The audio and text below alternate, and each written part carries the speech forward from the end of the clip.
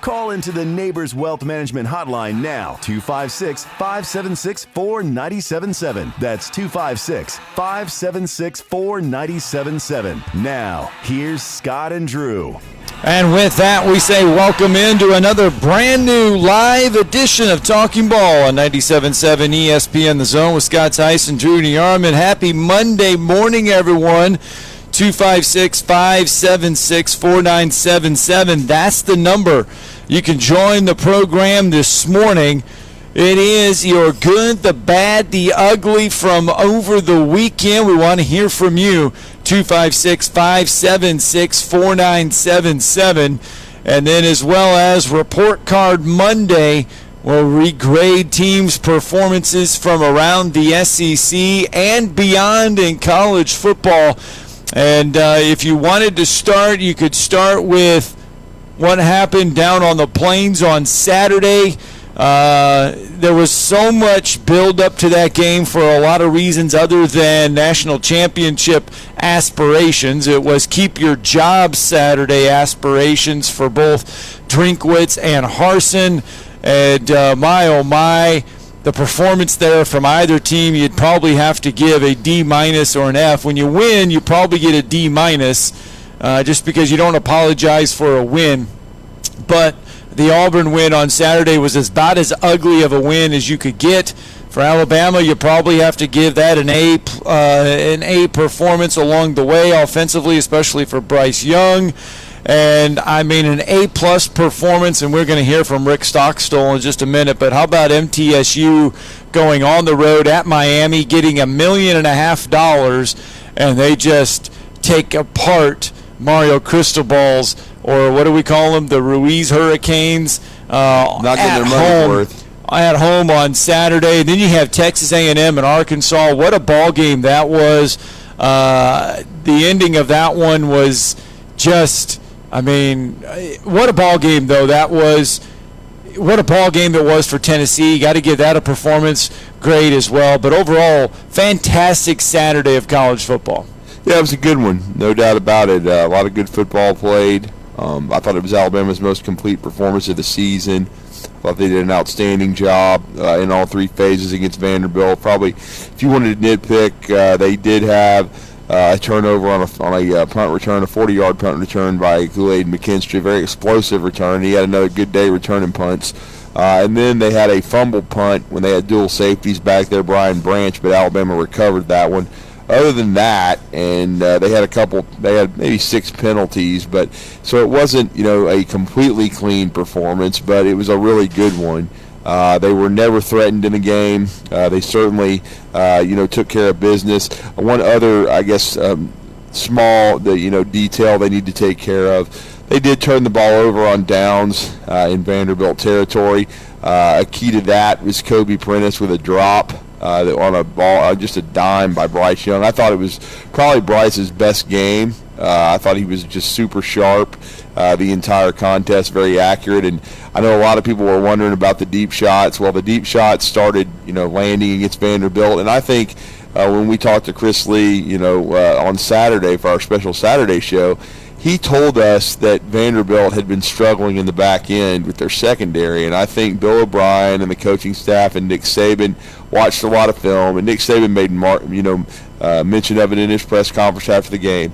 We're going to take what the defense gives us, and they just felt like I think they could take advantage and exploit some matchups, and then they still pounded the football in the second half and ran it, and once again, what more can you say?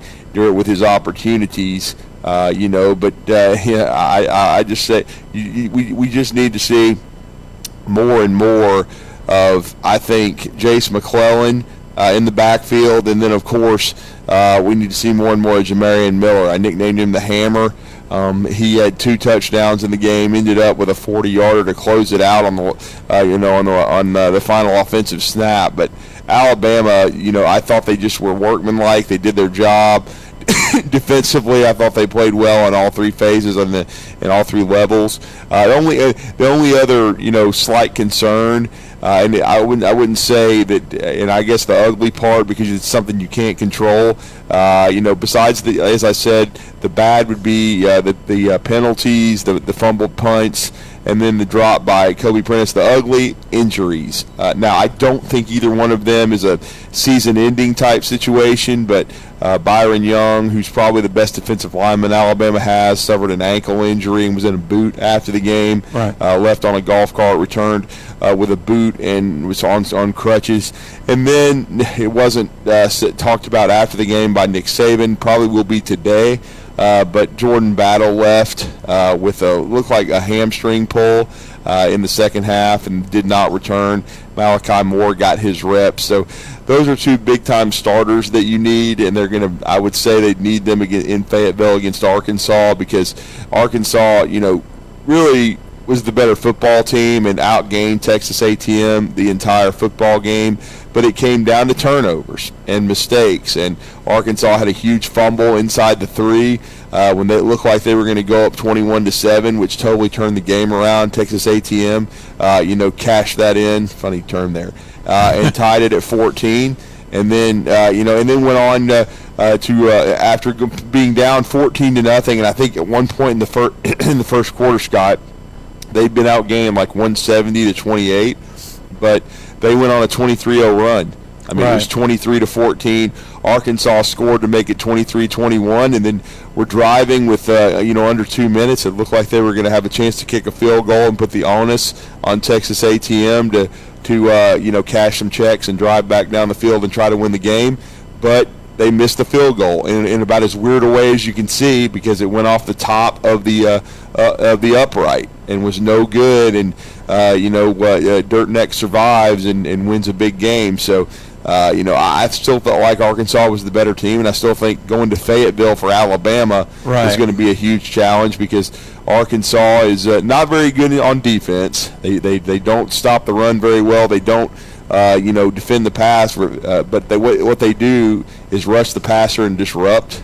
Mm-hmm. And so Alabama's going to have to protect Bryce Young, and as you would think with a Sam Pittman team, right, they run the football, they're very physical, and so it's definitely going to test Alabama's front seven, which may not be totally healthy. Well, that field goal, by the way, if they were playing in a collegiate stadium, it would have gone over the top of the goalpost. The referees would have had to have decided if it was in or out, because the NFL goalpost, they mandated them to be 34 feet tall. Interesting. College is only 30.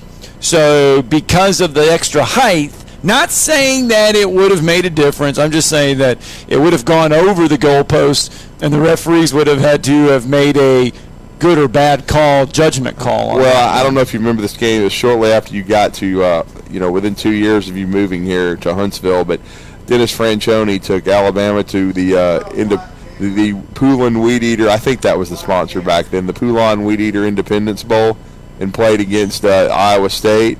And Iowa State tried a late field goal in that game, and it went basically above the upright, and they called it no good.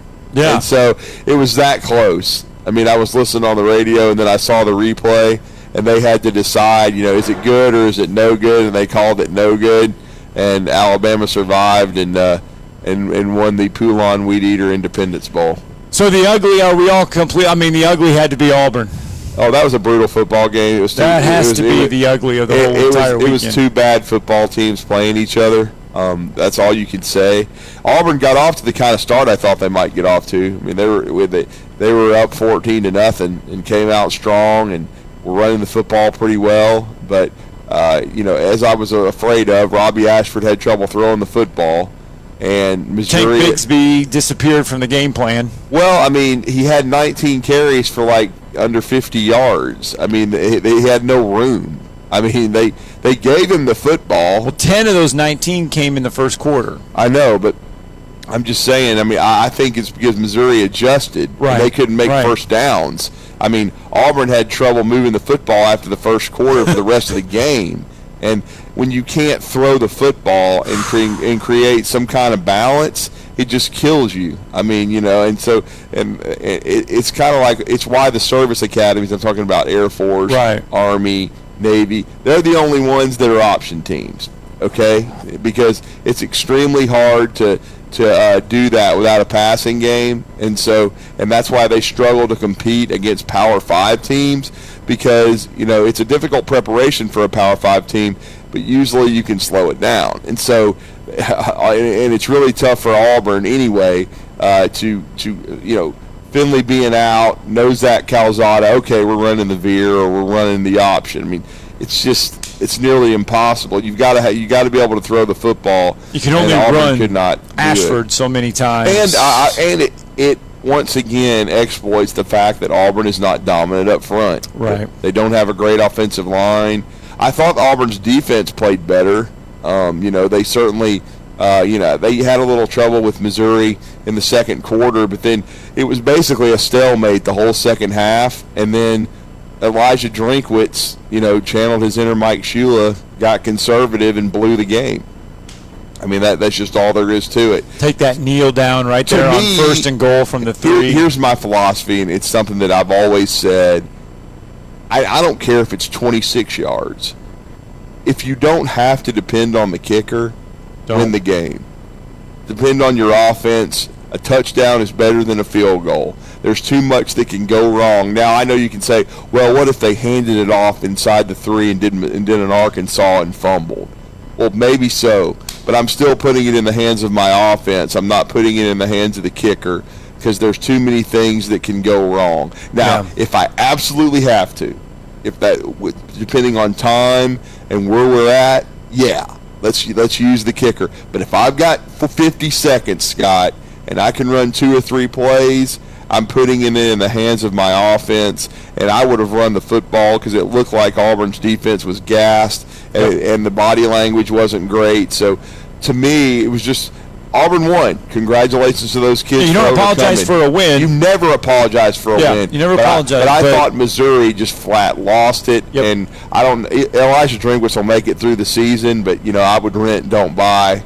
I think. I'll be honest with you. Brian Harsin. Harsin's in big trouble. I mean, Bruce Feldman LSU, said, Ole Miss, and Georgia on the horizon. Like we were talking about on the show Saturday, Bruce Feldman reported on the Big Noon Kickoff that if he lost to Missouri, there was a good chance he wouldn't make it to Sunday, and he did win. So they're going to go. But his schedule's tough going forward. Yeah. I still think he's a dead man walking, so to speak. It's an inevitability that he won't be back at Auburn. And I still wouldn't be surprised if it happened during the season, especially with LSU has looked much better. They're coming to Auburn on Saturday to Jordan-Hare Stadium. They are a 7-point favorite coming to town, is LSU. And then you talked about they've still got to play Ole Miss. They've still got to play Mississippi State. They've still got to play Alabama. Georgia will be a 24-point favorite, something like that. It'll be something ridiculous. So I do think he's in trouble now. Drinkwitz, he might make it to the end of the season, but I'll just say this: I saw Vanderbilt on Saturday night. Missouri can definitely play, and Vanderbilt would be a good football game. I would probably slightly favor Vanderbilt. I think Missouri's that bad. I just think they're terrible. They're really young, though, is Missouri. I would say that. I would say they're really young. The 2 top 20 recruiting classes that he signed that's the backbone of the team. But we all know how it is, Scott. This is year 3 for him, and he's been to 2 bowl games, but you don't get as much time now, especially with the transfer portal. Right. And I'm just not so sure that Missouri is not the worst team in the East, and I'm talking about worse than South Carolina and worse than Vandy. One of the big surprises from over the weekend, I got to play this. Rick Stockstill, long-time Tennessee coach State. at MTSU. Yep. Middle Tennessee now. I think they dropped. Fantastic win. Extremely proud, happy for our players. It's always fun to do stuff that nobody thinks you can do. And coming down here, 26-point dogs, and kicking their butt like we did, because it was a butt kicking. There was no fluke to this. And just really proud of our team, the toughness that we played with. We were the tougher team here tonight. That was Rick Stockstill after that Miami upset for Middle Tennessee State. Just telling you, man, all these recruits out there, Mario's a great recruiter, but do you want to go and play in front of Mo, Larry, and Curley and whatever kind of crowd. I didn't see the crowd in Miami. I didn't either. I figured it was raining, though. I'll tell you that. Well, it was probably UCLA-esque. That'll be a new term we use on this show. So, I mean, since they weren't playing a high-quality opponent, and once again Mario didn't have his team ready to play. I mean, this is an alarming trend that happened at Oregon a lot. Right. When they would just show up against a team that they were favored against at Oregon, and they would choke. Well, this is the first time it's happened with Miami. Now, Texas A&M and the NIL Bowl on the road, that's a tough environment. That's two talented teams. But Miami showed really how far they've got to go. They are awful, and so we'll see if Mario and Ruiz and these guys can pay enough kids to come to Miami and be able to, manage a roster. I have my doubts about it because we're already seeing some stuff out of A&M that's not good, where they are not consistent and don't look good. So we'll see. But I'll still say this. Coaching matters, okay? Right. You can spend as much money as you want on players, but if you don't know how to develop them and manage them, I think Josh Gaddis, his offensive coordinator, is viciously overrated. I've never been a big Kevin Steele guy. I think he's solid, but his defense just got shredded by Middle Tennessee and gave up 45 points. I mean, now they'll sell it as, we need talent. Well, yes, they do. There's no question about it. But even if you get it, are you going to be able to manage it and develop it?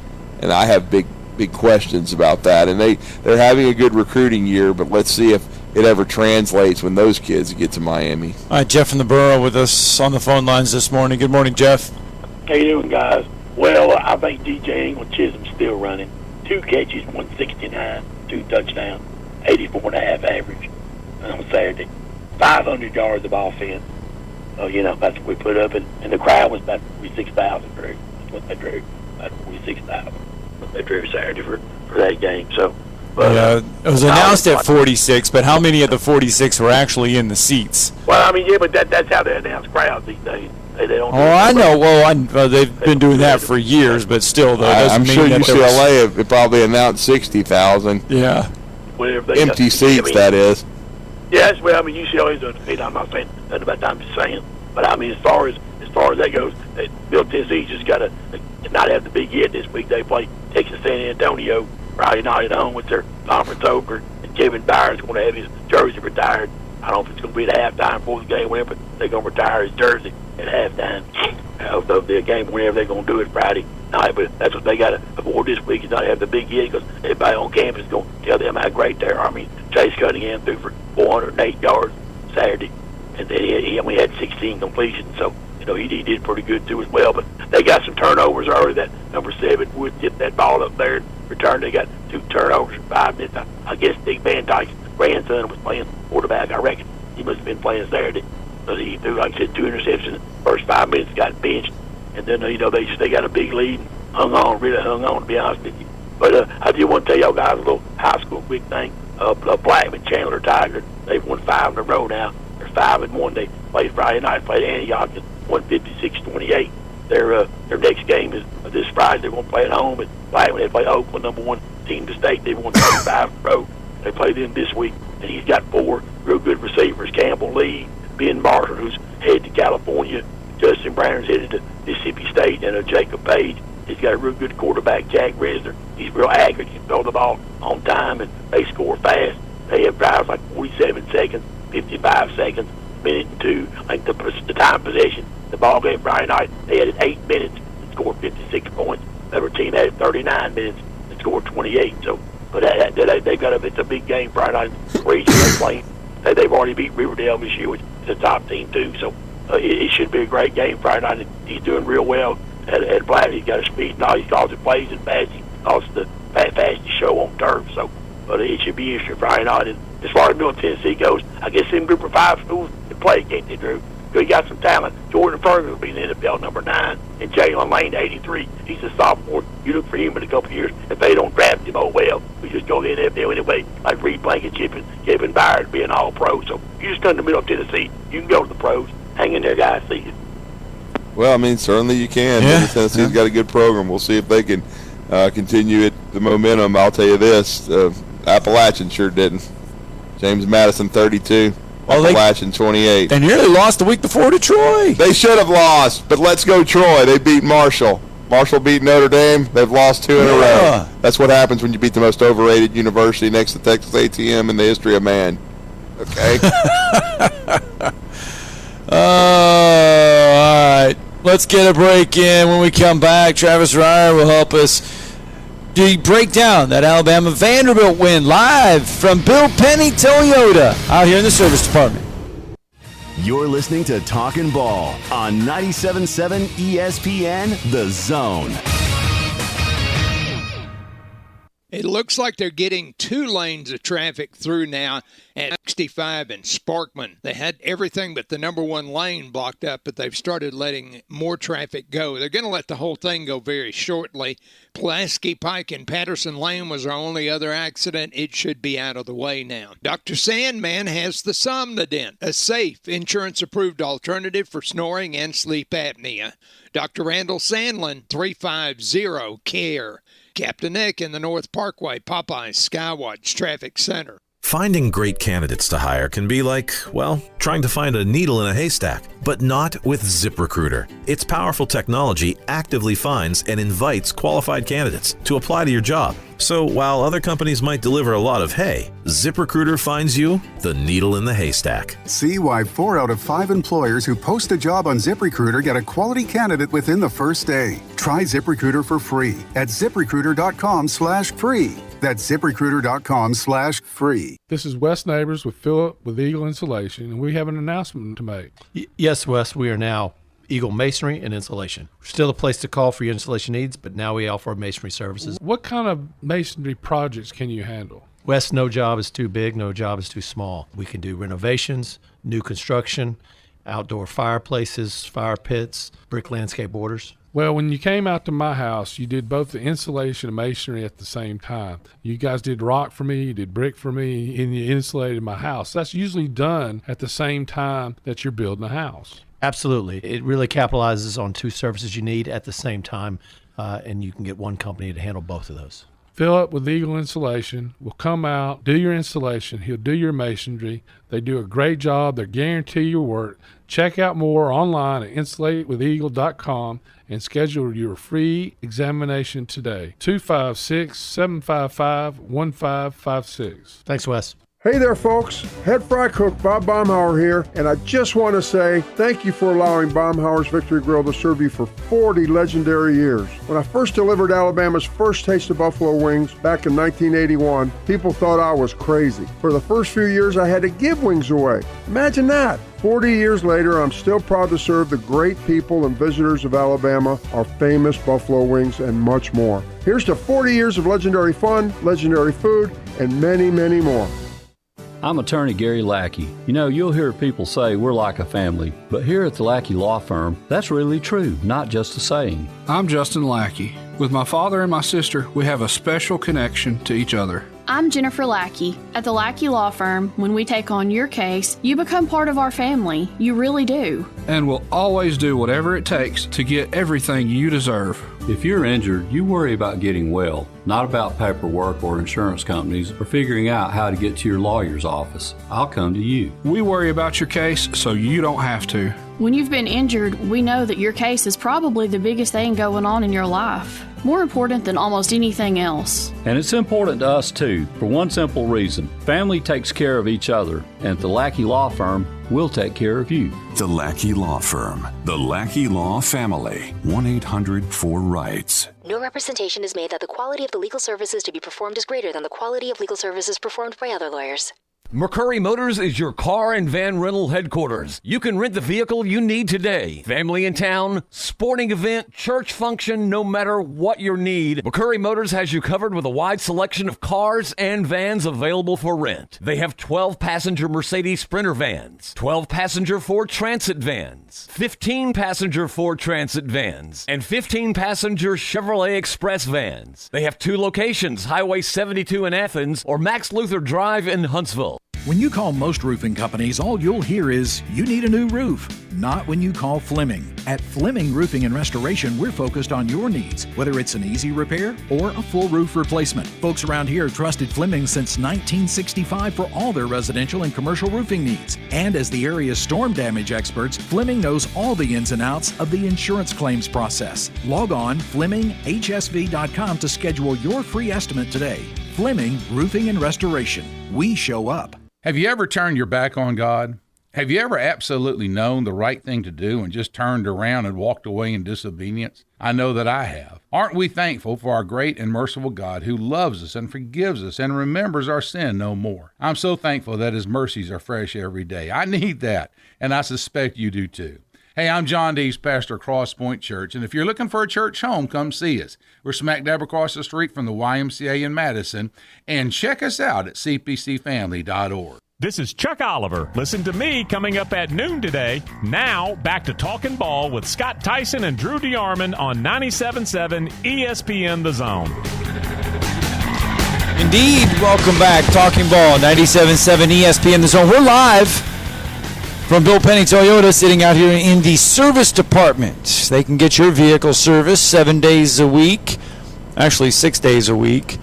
Monday through Friday, 7 a.m. to 7 p.m., and then on Saturday, 7 a.m. to 5 p.m. here at Bill Penny Toyota. Don't forget, just pull your car right on into the bays, and they'll take care of you in fine fashion here at Bill Penny Toyota. 256-837-1111 to get a hold of a service technician here at Bill Penny Toyota, and let them make your car run well. The Alabama offense running well on Saturday inside Bryant-Denny Stadium. Bryce Young, heck of a first half for the reigning Heisman Trophy winner. And Vanderbilt gave him, he took it. He certainly did, and we're going to break that down with our next guest, his weekly visit with us. Since 2003, the senior analyst from BamaOnline.com. Also, you can hear him, on the BOL podcast. They always have a reaction podcast right after the game. Also, recruiting podcast when Alabama gets a big commitment, which they did in basketball. We'll talk a little bit about that. Also, SEC Second Helping podcast with Brent Beard. And Travis, also the Talkin' Tide podcast with Tuscaloosa News beat writer and columnist Chase Goodbread. It is Travis Reier. Travis, good morning. Good morning, guys. How are you guys doing? We are doing well. And Travis, I thought it was Alabama's probably most solid performance in all three phases, but folks were concerned offensively about the lack of vertical passing. Certainly we saw some on Saturday night. Yeah, we're able to kind of get that going early in the game, hit the stutter and go to Ja'Cory Brooks for the touchdown, and then a couple of explosive plays from Jermaine Burton, something we hadn't really seen through the first three games of the season, and got Jermaine going early, and late in the first half they're able to get deep to him on the 48-yard completion. So some encouraging signs, especially on the outside. We had seen a lot of the backs involved in the passing game, and some Sam Latu last week, but really needed to see more from specifically Jermaine Burton. And that could be a nice kickstart for him as they get into this real meat of the schedule in the month of October. Yeah, that's the thing. Usually, I mean, if you have, I don't want to say struggling, but if you have aspects of your offense that is probably not where you would like it, if you get a game that gives you confidence, if you get a game that gives you, a breath of fresh air like that game on Saturday, then all of a sudden things open up for the rest of the season because you feel the energy, you feel like it. And that may be that Vanderbilt game for this Bama offense in certain areas.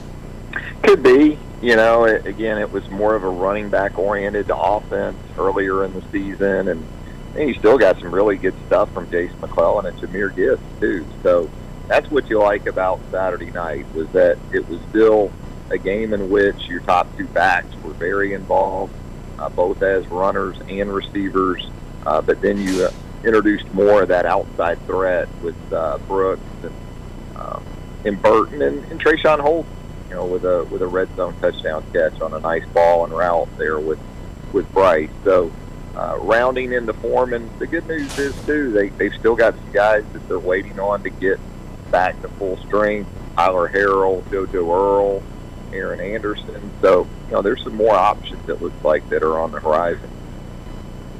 Yeah, it certainly does, no question about it. And Travis, I've nicknamed him the Hammer, but I really, the more you see of him, the more you want to see of the young man from Tyler Legacy, the running back. He's an outstanding player. I mean, I know he's pushing hard, no doubt about it. But I'll freely admit, and I'll wear it. I accidentally tweeted out the final score because I'm used to seeing Nick Saban just run the ball up the middle or take a knee. But the more you see of Jamarian Miller, the more you like. This kid is special, in my opinion.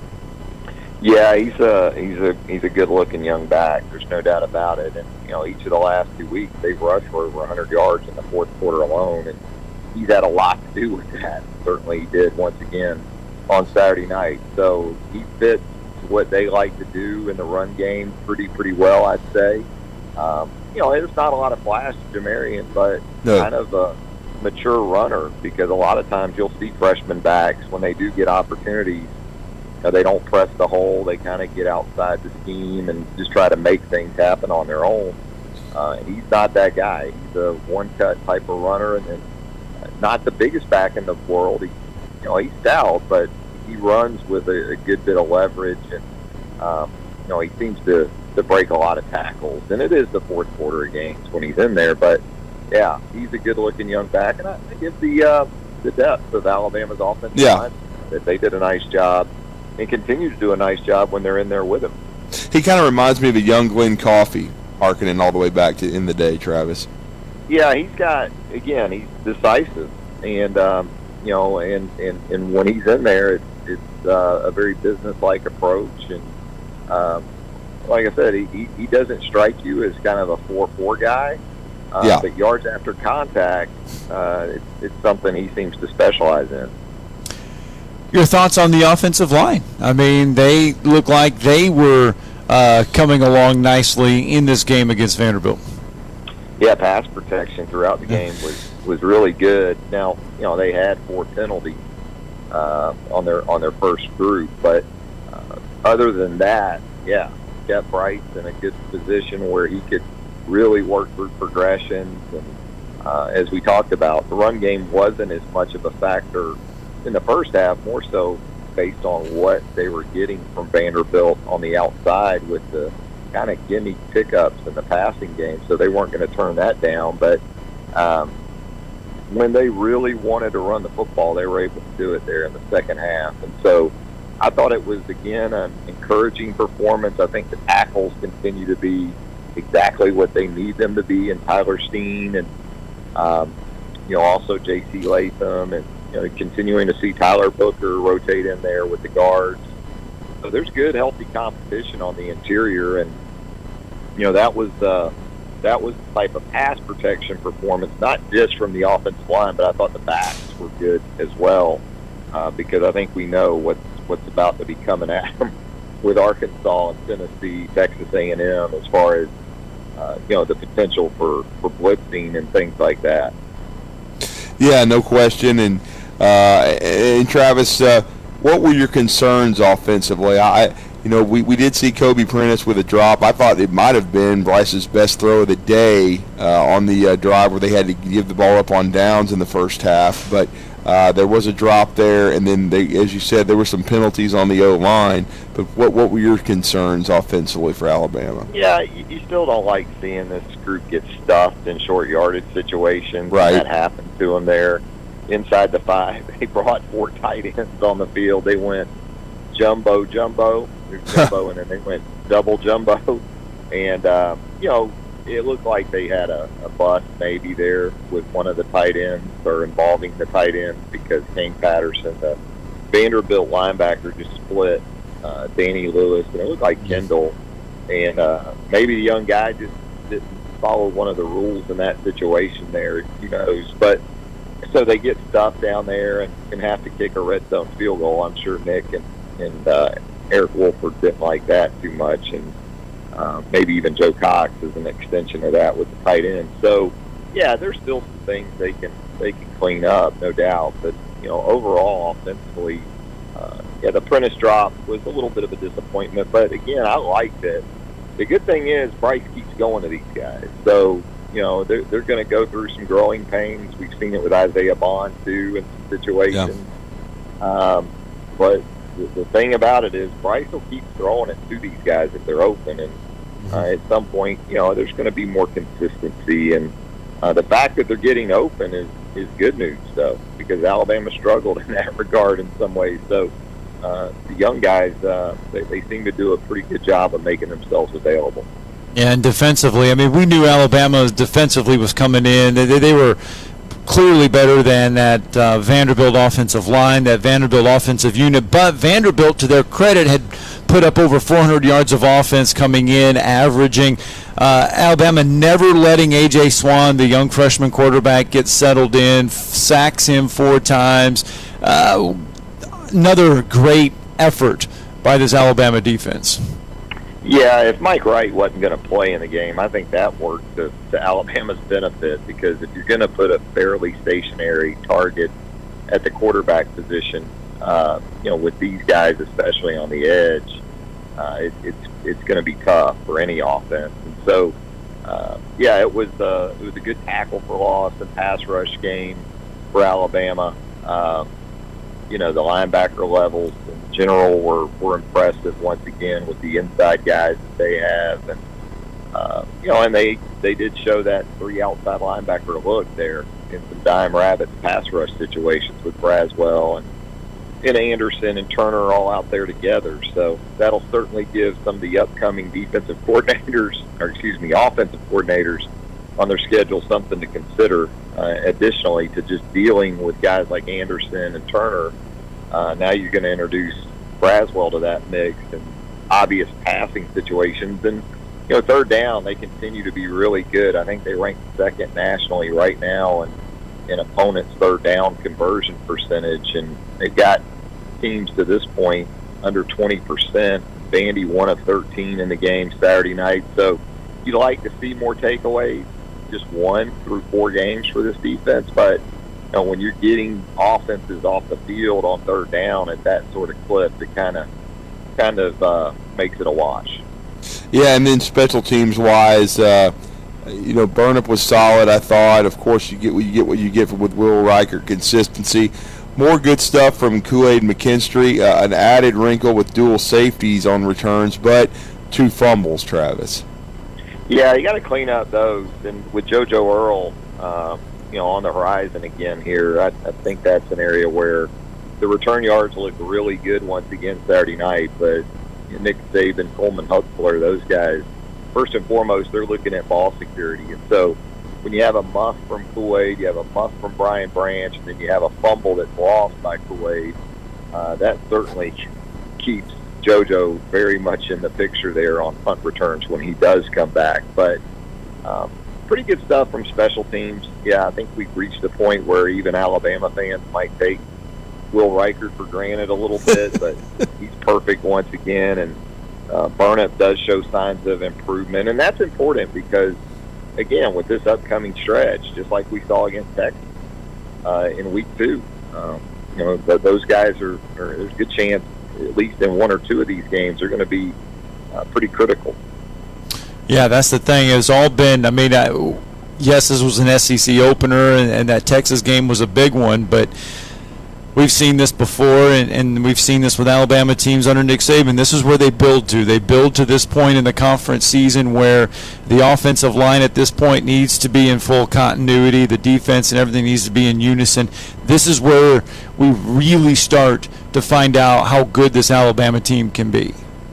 Absolutely, and even with the loss to Texas A&M Saturday night, Fayetteville's going to be loud and juiced. And so, last time Alabama went on the road, right, 15 penalties. Mm-hmm. So that's certainly something that has to be a focus this week, especially, you would think more so on the offensive side of the ball, but it was actually the defense that had the biggest problems in Austin. So I wouldn't expect that to be the situation again, but noise and false start, the potential for that is certainly in play this week. Although, again, I would think the crowd at Reynolds Razorback Stadium on Saturday afternoon will be not exactly weary coming off of that loss to Texas A&M, but I think it's going to be more on the Arkansas team to get the crowd where it would have been to start the game had Arkansas won that game against A&M.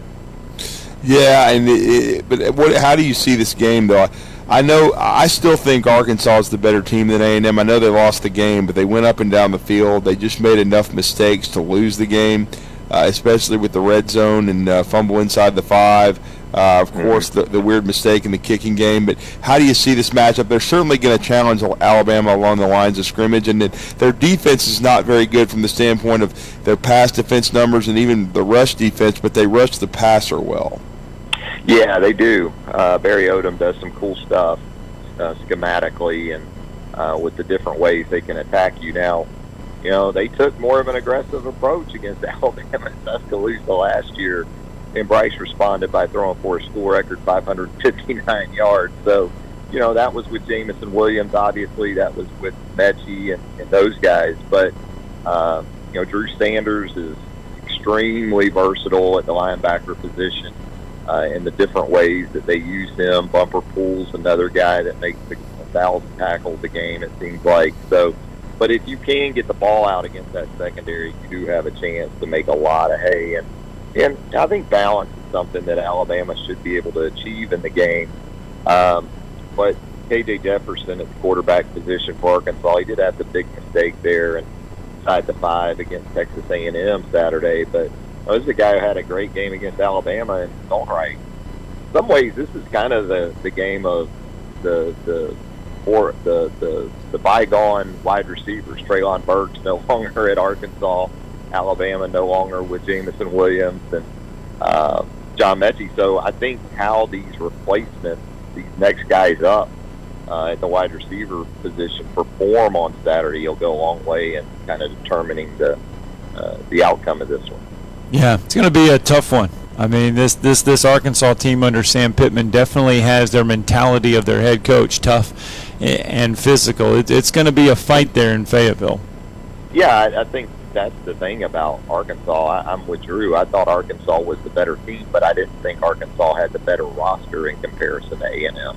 And that has everything to do with the culture and the environment that Sam Pittman has installed there. And I agree. You saw it in Tuscaloosa last year. A couple times in that game, you thought Alabama was about to just blaze off to a 28-point win, and you look up and it's a touchdown game late in the fourth quarter. So no, with Sam and Arkansas now, a couple of 3 years into this thing, you go into it anticipating having to be good for all 4 quarters. No question. And Travis, before we let you go, Nate Oates, Alabama basketball, Davin Cosby from Word of God in Raleigh, North Carolina, smooth shooting wing, commits to the Tide, third piece to a puzzle. 3 guys that I think are program players, and what I mean by that, these are multi-year, 3- and 4-year college prospects, but another good get for Bama basketball. It is. It checks another box in this class now with 3 commitments. Sam Walters, kind of that stretch player that you can use in some different positions, maybe in the front court. 6'8", now with Cosby at 6'5", more of a wing shooting guard type. And then R.J. Johnson, of course, from up in you guys' neck of the woods, the kind of combo guard that you can play on the ball and play in multiple positions, maybe in the backcourt. So it's filling out. It's a class right now that, according to the 24/7 Sports Composite ranking, top 30-ish. And so, we'll see how they proceed from here. And with the transfer portal, I agree. I think, you look at some guys, and you still have to have developmental guys, too, that you can sort of count on being in your program for a couple of 3 years because, the influx of transfer portal players is going to be a factor. But this is a nice-looking start or a nice-looking group to the 2023 cycle. It is, no doubt about it. Well, Travis, great stuff as always. Let everybody know how to connect with you, and you guys full coverage. You'll have I know, blowout coverage of this Alabama at Arkansas game this week. just go to BamaOnline.com or Alabama.247sports.com. Either way will get you done. Thanks, Travis. Thanks, guys. Let's get that second break in when we come back and wrap up hour one of Talking Ball. 97.7 ESPN, The Zone. You're listening to Talkin' Ball on 97.7 ESPN, The Zone. It looks like they're getting 2 lanes of traffic through now at 65 and Sparkman. They had everything but the number 1 lane blocked up, but they've started letting more traffic go. They're going to let the whole thing go very shortly. Pulaski Pike and Patterson Lane was our only other accident. It should be out of the way now. Dr. Sandman has the Somnodent, a safe, insurance-approved alternative for snoring and sleep apnea. Dr. Randall Sandlin, 350-CARE. Captain Nick in the North Parkway, Popeyes, Skywatch Traffic Center. You've got to experience Toyotathon at Bill Penny Toyota. They've got the selection with over 700 new Toyotas to choose from. And they've got the extras with Bill Penny perks and a 10-year unlimited warranty. So get on over to Bill Penny Toyota today and experience Toyotathon. Bill Penny Toyota in Huntsville and online at BillPennyToyota.com. Bill Penny's Toyota 10-year unlimited warranty is valid through the 10th year of ownership. Valid on new vehicles only. See dealer for details. Your favorite sportsbook, BetUS.com, is back for their 28th year of NFL action. With the industry's biggest sign-up bonus of up to 200%, BetUS offers their members the opportunity to cash in on all your favorite leagues, including college football and the NFL. They've also got hundreds of new casino games, including the coolest European slots, and their live dealers are waiting for you at the tables. Sign up at BetUS.com and use the promo code WZZN. That's BetUS.com and the promo code WZZN. Not looking or feeling your best? No energy for the things you like to do? Ready to look and feel younger? Make your appointment at Advanced Life Clinic, one of the region's foremost destinations for patients interested in looking and feeling their best. Specializing in advanced laser treatments and weight loss, male and female rejuvenation to offset the effects of aging, and more. See how Advanced Life Clinic can help you enjoy your life again. Call 256-882-6555 or log on advancedlifeclinic.com. Great food and the best live entertainment is what it's all about at the Furniture Factory Bar and Grill. Head to downtown Huntsville every Tuesday for karaoke on the only outdoor karaoke stage in North Alabama. Thursday night is the Valley's longest running and biggest bike night. Food and drink specials, giveaways, and live music on the patio. And the Furniture Factory menu is fully loaded with options from steaks to salads, plus a whole lot more. Featuring a weekday happy hour that starts at 3. 619 Meridian Street, downtown Huntsville, and online at FurnitureFactoryBarGrill.com. Gunner's Landing is one of the Tennessee Valley's finest golf experiences. Just 35 minutes from downtown Huntsville, Gunner's Landing's 18-hole championship Jewel is open to the public 7 days a week. Located in the foothills of the Appalachian Mountains, Gunner's Landing offers you a golf experience like no other. With beautiful Lake Gunnersville views throughout the round, Gunner's Landing is golf the way nature intended.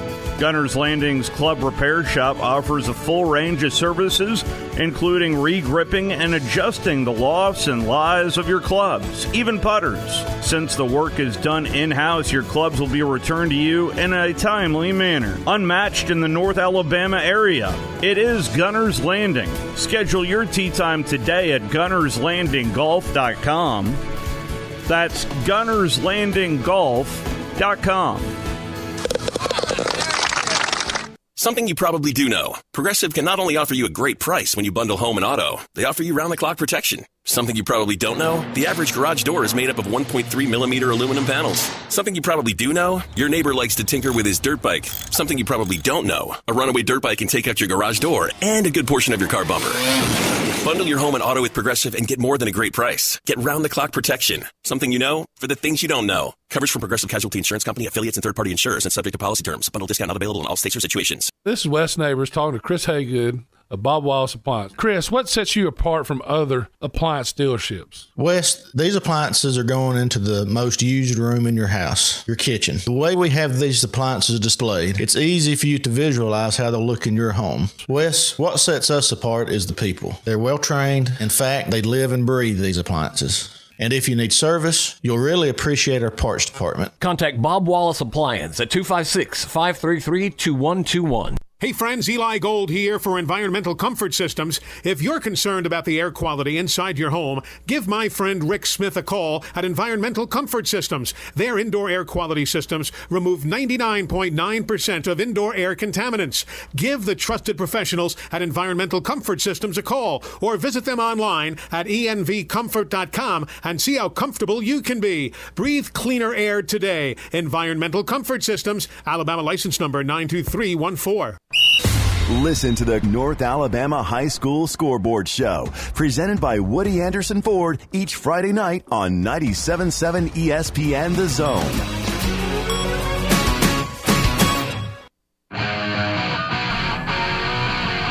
And welcome back, Talking Ball, 97.7 ESPN The Zone. We're live from Bill Penny Toyota, sitting out here in the service department where you can get your vehicle serviced Monday through Friday, 7 a.m. to 7 p.m. And then on Saturday, 7 a.m. to 5 p.m. Let the good folks here at Bill Penny Toyota take care of all of your vehicle needs. They'll be glad to do so. We need to go out to the phone lines. Wolverine Dan with us this morning. Good morning, sir. Gentlemen, well, Saturday, Drew, what we saw is being exposed to a point. I mean, we're still a good team, but we played a better quality team finally, and which really actually has a pretty good quarterback. Yeah. And they moved the ball really well, kept it very competitive, and we barely just won the game.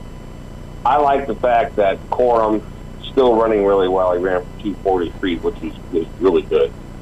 Our defense met a team that had an offense that could play, and this is what happens. This is just the first game in the meat of the schedule coming up. I don't know, Drew. You're looking at Penn State, Ohio State, and Michigan State. If I win 2 out of those 3, I'll be fortunate. I just don't know. What do you think? Well, I mean, I still think it's early for everyone. Certainly, there was a big step up in competition for Michigan. I will say, I saw the Ohio State and Wisconsin score, but I think Wisconsin's down. They're talking about, and Wisconsin fans are just as unhappy with Coach Christ as the Auburn fans are with Brian Harsin. They really are. They want him removed there as well. I think they're right now probably they would be a bottom third team in the SEC, so I don't know about that.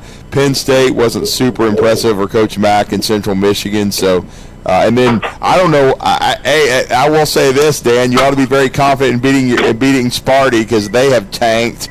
They were awful against Minnesota, 34-7. I know Michigan State was ranked a few weeks ago. They're terrible now. Well, yeah, I agree with you there, but you know what? They always get up for the game, just like Auburn does for Alabama. 2 real quick things. The Lions, Drew. They look better. They look better, though. No, they look better. And you know what? But they're losing. Really, they're actually losing the same way they lost last year, for exception of Philadelphia when we played them last year. We're in the game, the total game, and we can't close it.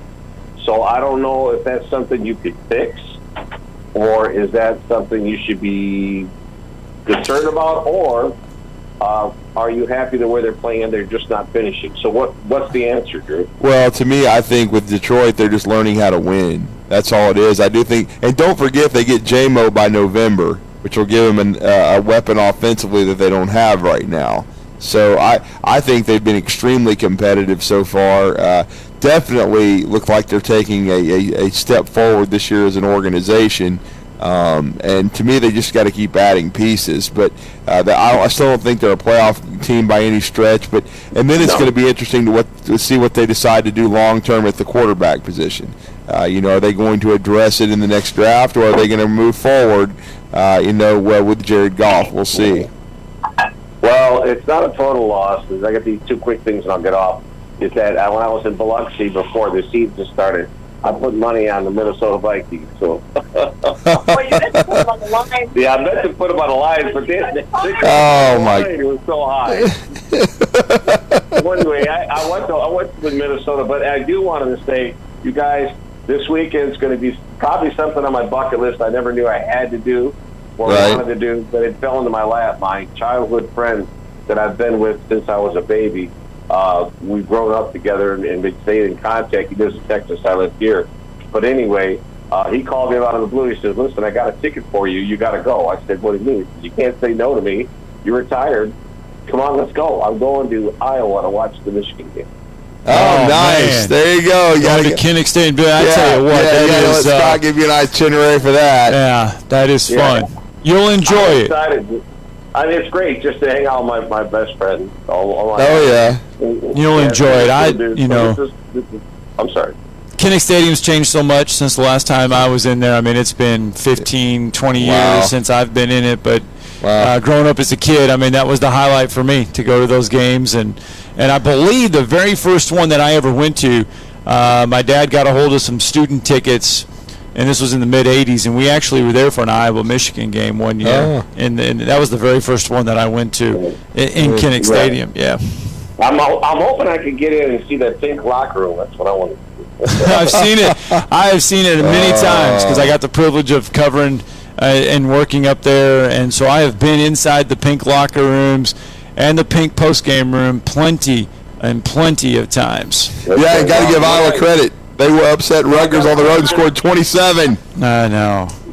I could drop your name there, maybe. Will I give me an extra discount? It won't get you much anymore because I think everyone that I knew there, they are long gone. That was the Hayden Fry days. Real quickly, give me a name of a restaurant you recommend. You need to go to I think it's the sports page. I think it's the sports page up there. Okay. I think it's what it is. I'll let you know again because there is one up there you need to go see. You need to get a pork tenderloin. I know that much. Okay. Get a pork tenderloin. I'll listen to it, and then when you get back to throw them in there. Yep. All right. Let's get that hour break in. When we come back, going to do a Team of the Week presentation. Who's it going to be this week?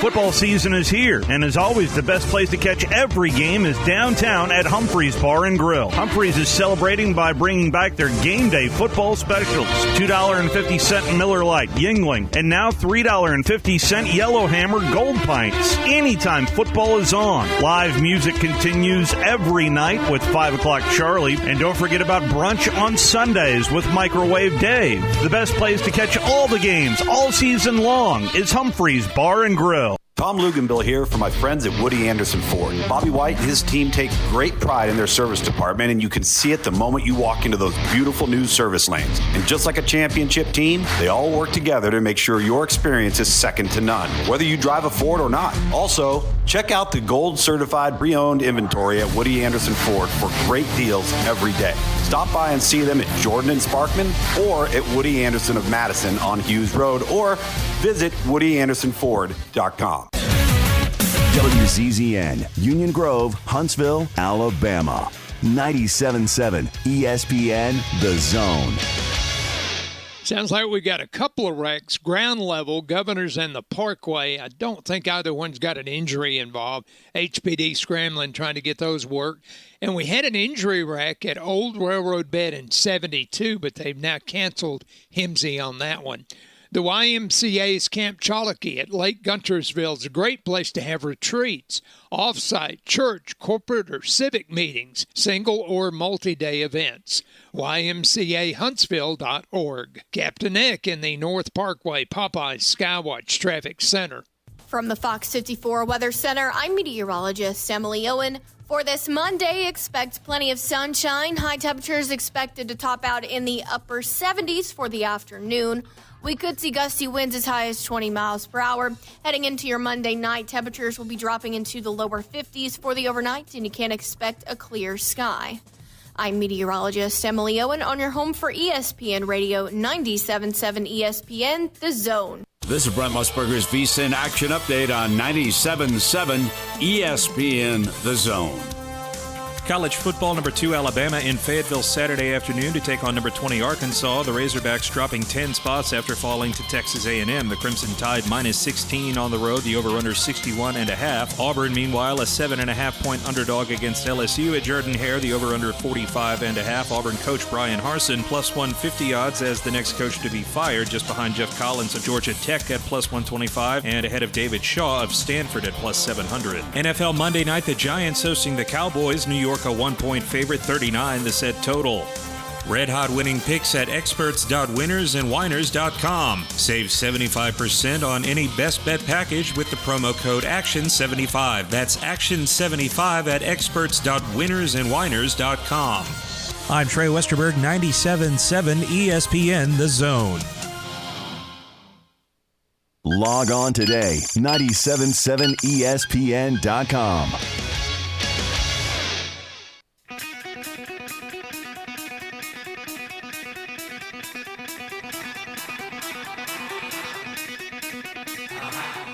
Welcome to Talkin' Ball with Scott Theisen and Drew DeArmond. Call into the Neighbors Wealth Management Hotline now, 256-576-4977. That's 256-576-4977. Now, here's Scott and Drew. Each week, they lace it up. Each week, we'll present our Team of the Week. Get in here! I got one thing to say. So it's time for the Bryant Bank Team of the Week presentation. And real fast, let's get to this. It is a Monday, so we've got to hand out another Bryant Bank Team of the Week presentation indeed. And I tell you what, 1 win, 2 wins, 3 wins, 4 wins. You win 4 in a row, and one of those just so happened to be an overtime win to start the win streak. That qualifies you for a 97.7 ESPN The Zone Bryant Bank Team of the Week. Yeah, 13 years at Austin's head football coach. And right now, Jeremy Perkins and the Austin Black Bears are red hot. They've won 4 straight. They're 4-2 on the year. They beat Gardendale, the Rockets, 17-10 last week. Scott, they're 3-0 in 7A Region 4, and they are going to be our Bryant Bank Team of the Week, the Austin Black Bears. All right, congratulations to the Austin Black Bears. We're headed your way for a special presentation later in the week. All right, let's get it back to college football, and our next guest knows a thing or two about the pigskin. Yes, he's always on the road. He's become one of the, I think, the strongest voices in college football. And, of course, we always enjoy our visits with him. He has one of the, I think, the best YouTube channel there is when you're talking college football. And he has his Late Kick podcast and Late Kick shows 4 days a week. And, of course, it's Josh Pate, and he's with us now on the Neighbors Wealth Management Hotline, fresh off of a trip to Knoxville, Tennessee, to see a crazy environment where the Tennessee Vols vanquish the Florida Gators for the first time since 2016, and we're going to talk some college football with him now. Josh, welcome back to Huntsville. You're with Drew and Scott. How are you, sir? Well, I'm good. Saturday, we were doing our post-game stuff, and I was trying to find a word that was better than just beat or defeated. And I'll tell you, in retrospect, the word I was looking for was vanquished. And I never knew that I needed to come to this channel and this show to be my ultimate thesaurus. But that's what I lean on you guys for. That's what we're here for. Well, your impressions of Tennessee. Yeah. What was that?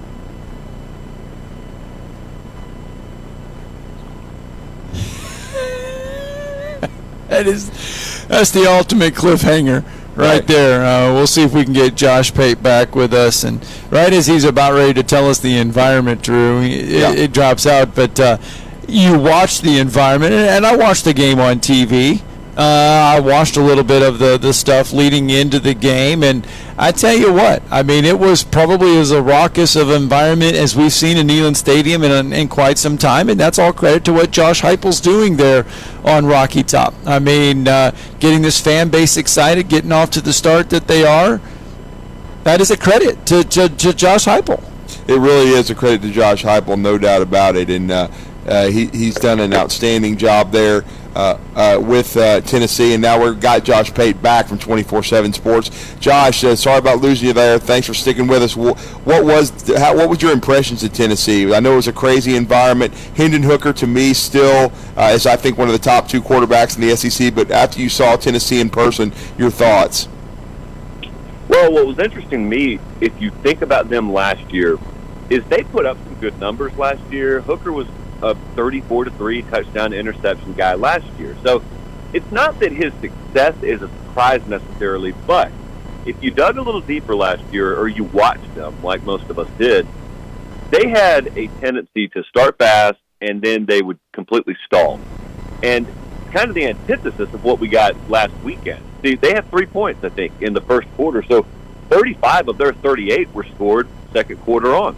They were down 14-7 late, or 14-10 rather, late in the second quarter. So it wasn't this really firework kind of fast start. They just kind of kept building, and eventually when the dam broke, it did, and it broke big time, and they were able to put up big points. But I thought overall it was such a validation for them. It was such a validation for the program. Those people were so hungry. I was telling a buddy who is a kind of a casual college football fan. He really is more of an NFL guy. Yeah. I said, that didn't make any sense to you to watch at the end, did it? And he said, yeah, I kind of get what you're saying, because, I mean, they're favored by 10.5, and they won by 5 or whatever, and yet it looked like they just won the Super Bowl. And I kind of said, I guess that's just what a rivalry is. And he's right. That's what a rivalry is. That's what college football is about, because I don't know how long they stuck on the broadcast after the game, but I was down in the field, and it was really, really crazy. And you could tell how serious those people took beating Florida, and more importantly, how serious they took not being able to beat Florida over the last few years. And that's just kind of, it's one of a few. They got the Georgia monkey on their back, they got the Bama monkey on their back, but they finally got that Florida monkey out of there Saturday. Hendon Hooker, I mean, he come in last year. He was not the starter at the beginning of the year. That was Joe Milton's job. On all Hendon Hooker has done since taking over that starting role at Tennessee is 45 touchdowns to just 2 interceptions. He leads the SEC in total offense, leads the SEC in passer rating. I mean, where should we start putting, and what conversations do we need to start having about Hendon Hooker? Well, you ought to put him right up there in the classification with the best quarterbacks in college football this year. And if your pushback on that is, well, he's not going to go as high in the draft as Stroud or Young, I don't really care about that, because that is an NFL draft conversation. We're talking about production at the college level, and if you're talking about that in the proper context, he's right there. Now, here's another thing to think about. Hendon Hooker is the same kid that he was at Virginia Tech. Much different numbers, but the same kid. He has the same capabilities. So this was always there for him. It just goes to show you how vital it is for the player to be put in the right system and the right environment to succeed. And when you think about how radically different his life has changed, now I want you to think about, potentially, how many other quarterbacks there are out there, or it could be a wide receiver, whatever, how many other players there are out there that are capable of exploding in the right circumstances that we don't even know about. And there's one of them in particular that I'm thinking about right now at that quarterback position, and that's Tyler Van Dyke down at Miami. Because that's a guy that was on every radar in the preseason, and I think for good reason. I had some NFL scouting types talking about him to me. So it wasn't just conjured out of preseason magazine thin air, and he's in a horrific situation down there right now.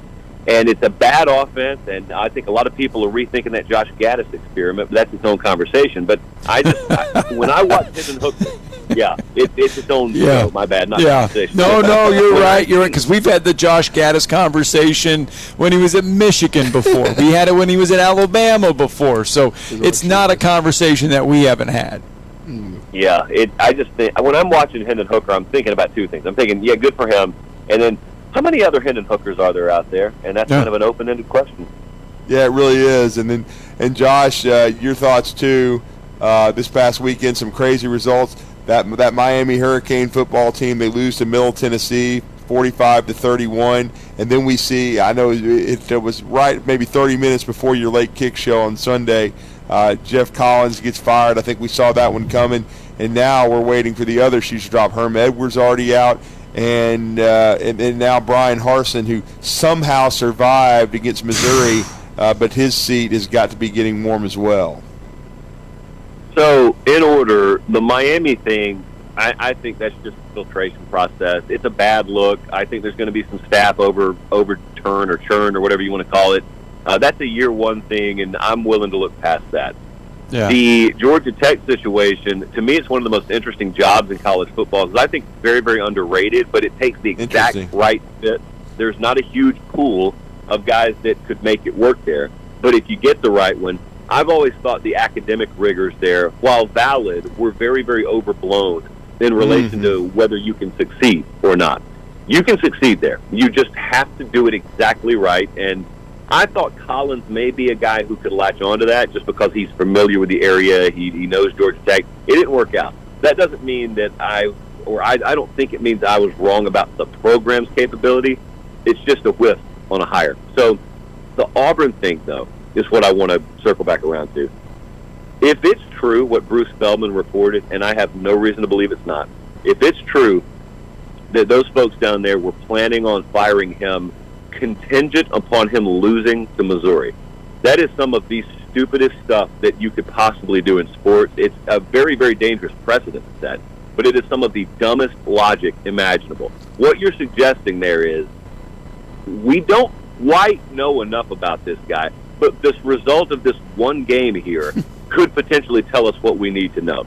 So I guess what we're saying is Brian Harsin is still good enough to be the coach of Auburn today. However, if a running back were to be able to have a little more stickum on his glove as he reaches a ball out in the end zone in overtime and he scores, that means Brian Harsin is not good enough to be the coach at Auburn today. And that's like that scene in Remember the Titans when they get Herman Boone back there behind the bleachers and tell him, hey, if you lose a game now, you're going to get fired. Only this is not a movie, it's real life. So if you're choosing to run a college football program like that, you deserve every horrible result you get. And I know it's a foregone conclusion that he's out. Because you could say, well, just look, even if he didn't lose today, he's eventually going to lose. Okay, I'll grant you that. It probably is true. But if that's the line of thinking that you're using, just in terms of principle, if that's the line of thinking that you're using to run an athletic department or a football program, you are doomed to fail. Because that kind of thinking is never going to get you where Bama or Georgia are. Never. No, it's true. And here's the thing. I want to get your thoughts on this, too. So everywhere you go now, the most coveted name we're hearing is Deion Sanders for any Power 5 job. Georgia Tech, potentially Auburn, wherever. Is Deion Sanders a Power 5 ready head coach? I mean, is it a gamble to take a look at him? Should we be looking at him for a big job? Oh, it's a huge gamble. But when people, well, I don't know what people think, so I'll just say, if you hear me talking about it, I am talking about it in a very specific context, and it's the Sam Pittman context. The Pittman context is it only makes sense to bring Deion Sanders in if you give him a plenty big enough salary pool to hire the best staff imaginable. Because that's why Sam Pittman has been able to succeed at Arkansas. He fits the culture, and you get all the figurehead aspects and bells and whistles. He went and hired an excellent staff.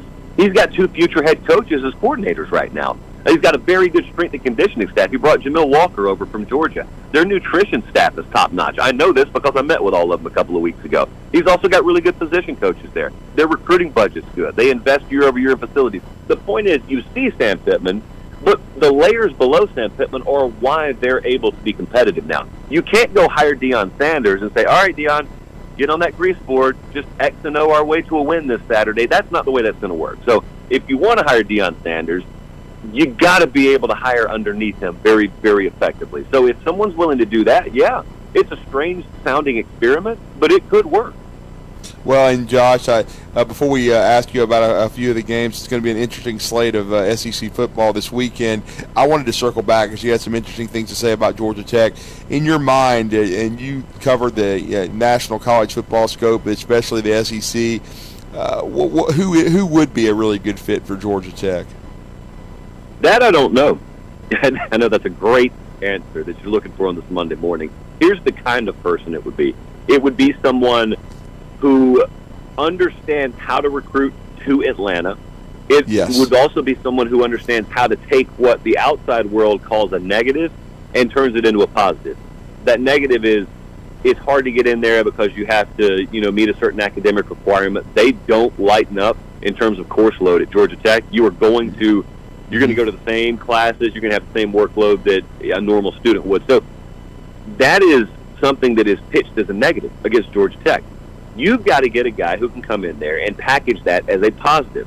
And the way I would do it is I would point out that the average 30-year-old Georgia Tech grad is a millionaire. That's true, by the way. The average Georgia Tech grad at age 30 is a millionaire. I'm taking that, and I'm pitching it to a 16-year-old and saying, could you point out the negative to me? I'm going to let you play football for free. You'll get your shot at the NFL.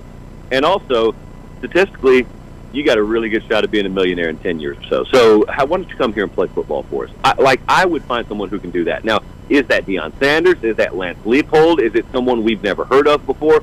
I don't know who the name is, but I guarantee you there are some folks out there capable of operating that machine the right way. Mm-hmm. Wow. That's some strong stuff from Josh Pate. And, Josh, interesting slate of SEC football. You've already mentioned Sam Pittman. You've been able to see Arkansas in Fayetteville. You saw Alabama on the road in Austin. Your thoughts on Alabama going on the road to play the Hogs? I am very intrigued. I was going back and watching the broadcast of the Vanderbilt game last night. Yeah. And I know you guys watched it, and everyone listening pretty much watched it. Did you notice how Kublik and Jordan Rogers, the guys who met with the coaching staff this week, did you notice some of the feedback they shared on air when they met with Bill O'Brien? And they talked to Tyler Steen, and they talked to some of those guys about what tempo means to that offense.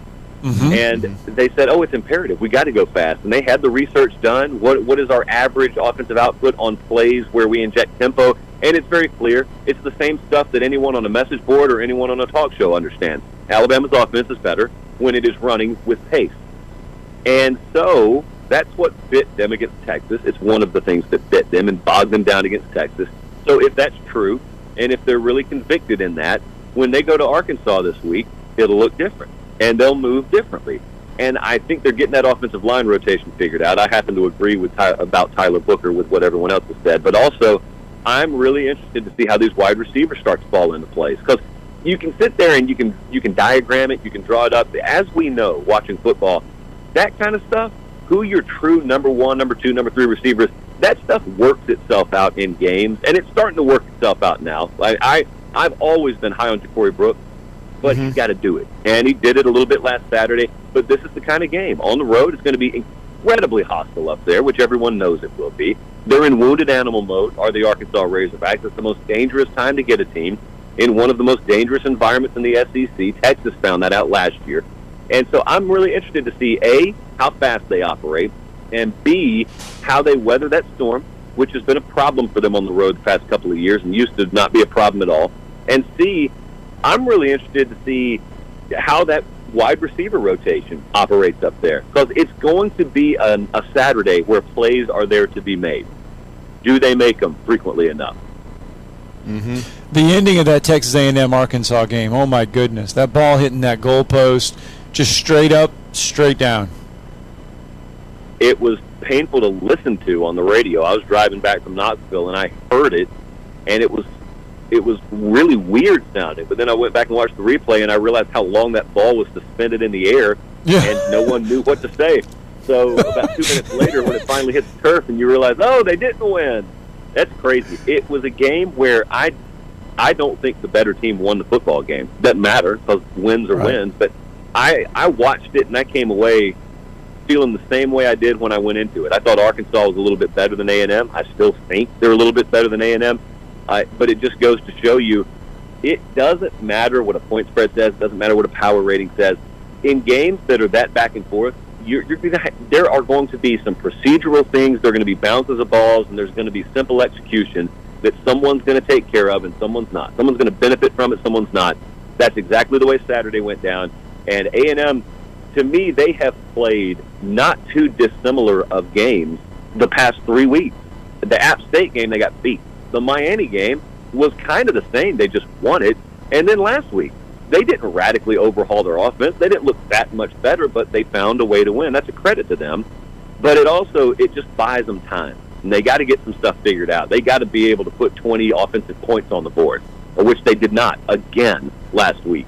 Or else they could lose as soon as this week. Guys, they're a 2-point dog at Mississippi State. I don't think people realize that because they're looking ahead to the Bama game. A&M is not favored on the road this week against Mississippi State. Wow. Yeah, that's a great point. And how much trouble is Auburn in with LSU looking like they're working out the kinks? Well, I hate to put it this way, but Auburn is not Vanderbilt. Let me not say it like that. But Auburn has become that game for the rest of the year that everyone else looks at as the fairly gimme win on the schedule. Oh, wow. They're the homecoming team. Well, yeah, pretty much it. Listen, you think that LSU folks are looking at that Auburn game saying, oh, that's going to be a tough one to go on the road and get. That's not the way they're looking at that game. Whether it's reality or not, they're looking at it saying, all right, we'll go to Auburn, we'll get us a win this week, and then we'll get ready to, enter the meat of our schedule. A&M will look at Auburn that way. Bama and Georgia certainly will look at Auburn that way. So it's a tough stretch coming up for Auburn. I don't know what kind of qualifications or ramifications they're going to put on the outcomes of these games because I've already spoken my piece on that. But I think it'll be a struggle mightily to get to a bowl for Auburn. Yeah, and then finally the Battle of Unbeatens. Really quickly, a thought on Ole Miss and Kentucky. Well, that's the game I'm going to. I've never been to a game at Ole Miss somehow. There we go. So I'm really looking forward to that because I think there's perception about Ole Miss that there's no way they could have validated yet. The perception, it's kind of like Michigan. Michigan has been built up as a squad of superheroes because they beat inferior competition the first 3 weeks. Well, then you saw them look kind of human. Albeit in a win, but look kind of human last week. Well, Kentucky, they've already been tested, so we've already seen them. Ole Miss has had no test yet, and so you're going to find out a lot. It's like the dam that hasn't had water pressure applied to it yet. If it's got cracks, we'll find out. If it doesn't have cracks, we'll also find out. Yeah, we will. It's going to be a great atmosphere, and that you just heard at the road show. Josh Pate headed to the Grove to see Ole Miss take on the unbeaten Kentucky Wildcats. One of these teams is going to be 5-0 after Saturday. That'll be an early kick, 11 a.m. Should be some good food in the Grove for you, Josh. Safe travels, and we always appreciate it, and we always look forward to your daily radio show, your YouTube show, the Late Kick with Josh Pate, Late Kick Live, and the Late Kick podcast. Safe travels, and we look forward to your coverage live from Oxford. I appreciate it, guys. Thanks. Josh Payne with us on this Monday. Good stuff there. Let's get a break in. When we come back, we'll dissect everything we just heard, plus talk some more weekends of college football. You're listening to Talkin' Ball on 97.7 ESPN, The Zone. Good morning. Just got a new wreck on I-65 northbound. It's near the Priceville exit. It's coming in as a no injury. They've cleared that wreck, 72 in County Line or 72 in Old Railroad Bed. Parkway and Governors, we got 2 wrecks working. Got one at Bob Wade in Mount Lebanon's reported with an injury. And we've got a tractor trailer that's gotten into the power lines at Lehman Ferry and Bob Wallace. It may take a few minutes to get that one clear. From routine care to heart failure, Dr. Randall Burns and the team at Huntsville Heart Specialists have the expertise to care for all matters of the heart. Captain Nick in the North Parkway Popeyes Skywatch Traffic Center. Ann Adams with Berkshire Hathaway Rise Real Estate is the one name to know if you're buying or selling real estate. With years of local experience, Ann Adams offers buyers in-depth knowledge of the local housing market and will narrow available properties down to those you'll be interested in so you can save time when shopping for your new home. If you're ready to sell, Ann offers a seamless process using accurate pricing and expert negotiation skills to make sure you get a fair price for your home. Call Ann Adams today at 256-337-2625 or log on bhhsriserealestate.com. What's better than Valley Equipment Rental? 2 Valley Equipment Rentals, and that's just what we have now. The original on the South Memorial Parkway between Drake and Airport Road, and their second location on North Memorial Parkway just north of Winchester Road. Valley Equipment is locally owned and has more skid steers, excavators, and lifts than anyone in the area, plus all the small tools that you need to get the job done like a pro. And if you are a pro, you need to check out the new North location now because Valley Equipment has what you need. Learn more at valleyequipmentrents.com. Tired of the same old menu options everywhere you go? Then you need to try Metro Diner in Huntsville and Madison. The award-winning Metro Diner serves up signature dishes like their Charleston shrimp and grits, famous fried chicken and waffles with strawberry butter, and lots more. Their entire menu is available anytime, breakfast, lunch, or dinner. And stop by for brunch on Saturday or Sunday and enjoy the lowest price mimosas in town. Airport Road, Huntsville, and Highway 72 in Madison. In diner or at home, make it Metro Diner. Organizations using Salesforce know how powerful the platform is and how much time, money, and headaches it saves if it's set up right and you know how to use it. Let's face it, Salesforce is complicated and time-consuming to figure out, and a lot can go wrong now and down the road without expert help. That's why most Salesforce users work with an implementation partner like Higher Echelon, so they get the absolute most out of their Salesforce investment. Higher Echelon is a 5-star Salesforce consulting partner who won Salesforce Military Hiring Partner of the Year. President Dr. Joe Ross is retired Army who played and later coached for the cadets. He puts that experience to good use at Higher Echelon, where they pride themselves on hiring veterans. Look, not all Salesforce partners are the same. Don't put your company at risk by going with an inferior partner. Higher Echelon is the trusted partner you can count on to get you up and running and seeing returns on your Salesforce investment in a fraction of the time it would take if you go it alone. Go to higherechelon.com. That's HIGHERECHELON.com to learn more. Go higher and go Army. Businesses don't run on automation or algorithms alone. What powers businesses are your people and the people they serve. At Cintas, your dedicated service reps understand what you need to help you keep your employees feeling safe, comfortable, and performing their best. So your business can too. For workwear, essential cleaning products, first aid and safety supplies, and fire protection services, visit Cintas.com. Oh, I'm ready! And get ready for the workday. AVIQ. Who is AVIQ? AVIQ is audiovisual the intelligent way, where we put our IQ to work for your AV needs. With more than 100 years combined experience in audio, video, and automation, our team of experts is dedicated to one thing, helping you discover technological solutions that make your home special. Once you experience a game or a movie on one of our state-of-the-art home theater systems, you may never leave the house again. AVIQ can build the entire system for you or provide the quality components if you're a do-it-yourselfer. But AVIQ is more than just home theater and state-of-the-art sound systems. We offer a variety of control options for home technology. Energy efficiency, heightened security, and improved quality of life are all attainable through the automation of home systems. Intuitive and user-friendly control is our main priority in designing a system that meets your needs. Don't just take our word for it. You need to see it to believe it. Come visit us at our state-of-the-art showroom on University, just east of Jim and Nick's, across from AT&T, or visit aviqhsv.com. Do you know that your car or truck or SUV may be worth up to 30 or 40% more than it was last year? It's true. Bobby White back again for Woody Anderson Ford, and now is the perfect time to trade in and trade up to a gold certified or blue certified pre-owned car, truck, SUV, or crossover. While our new vehicle inventory continues to build back, our Ford Blue Advantage certified pre-owned vehicles are nearing 100 models to choose from, and a good variety too. Woody Anderson Ford Gold certified vehicles are 6 years or younger with less than 80,000 miles and have passed 172-point inspection by factory certified technicians. They have a 14-day, 1,000-mile money-back guarantee, a great comprehensive limited warranty, 24-hour roadside assistance, and go home with full tank of gas and a fresh oil change. Get nearly a new ride and none of the worries. Woody Anderson Ford, Jordan Spartman. Hope to see you soon. One of the best-kept golf secrets in the Tennessee Valley is Cherokee Ridge. Cherokee Ridge truly offers golf at a higher level with immaculate greens set against a spectacular Appalachian backdrop. This 18-hole championship course takes every advantage of rolling hills, whispering woods, lakes, and streams. Interested in becoming a member? Their membership plans feature affordable options for couples, families, and individuals. Book your tee time today, 256-841-4551. Cherokee Ridge. Championship quality, affordable prices. This is Eli Gold, voice of the Alabama Crimson Tide. Now more of Talkin' Ball with Scott Theisen and Drew DeArmond on your home for Crimson Tide Sports 97.7 ESPN The Zone. Roll Tide.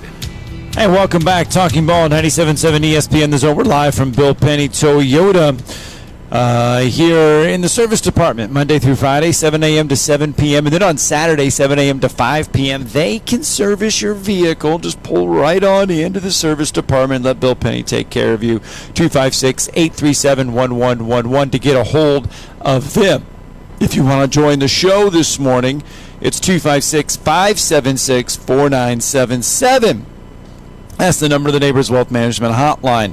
And your AP Top 25 looks like this. Georgia number 1, Bama 2, Ohio State 3, Michigan 4, Clemson 5. The top 5 do not change in the AP poll. USC, Kentucky both move up 1. Tennessee moves up 3 spots. The Vols will hold the 8th spot in the rankings. Ole Miss checks in at 14. Texas A&M moves up 6 spots because of that win to Arkansas at number 17. Arkansas falls down 10 spots to number 20. And checking into the polls for the first time this week, Minnesota in that number 21, Florida State at 23, and Kansas State in there at number 25.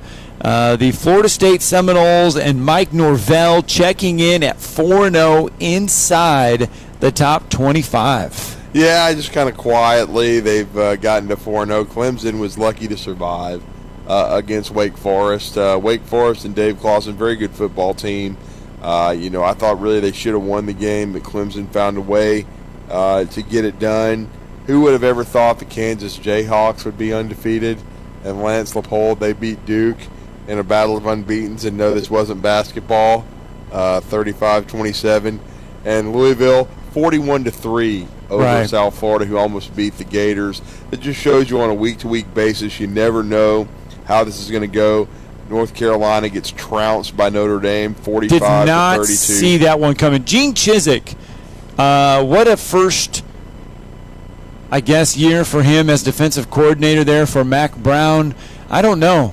Does he make it? Does he make it after 1 year there as defensive coordinator for the Tar Heels? We'll see.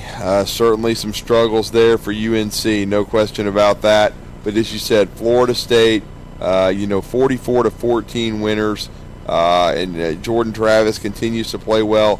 He threw for 321 yards, and now the Gators have a huge test coming up, and we're going to find out really how good Florida State is because they are hosting the Wake Forest Demon Deacons, and that's going to be an interesting one. Wake Forest right now is 6-point underdog to Florida State. So what a game that was with Clemson over the weekend. Double overtime. I mean, you want to talk about a team.